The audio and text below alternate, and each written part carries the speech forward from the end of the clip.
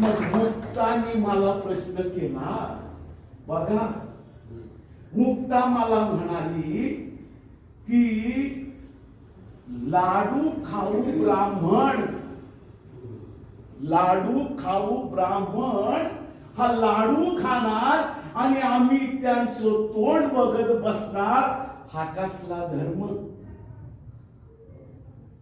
म्हणजे मुसलमानांना धर्म आहे कुराण.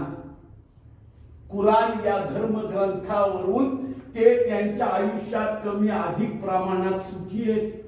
इंग्रज लोक बायबलमुळे त्यांच्या मध्ये सुखी कमी अधिक प्रमाणात आहेत आणि ब्राह्मणांना वेद आहेत, ते वेद म्हणण्यात आणि त्या वेदानुसार ते कमी अधिक प्रमाणात सुखी आहेत. मग वाचतात आपला धर्म कुठला?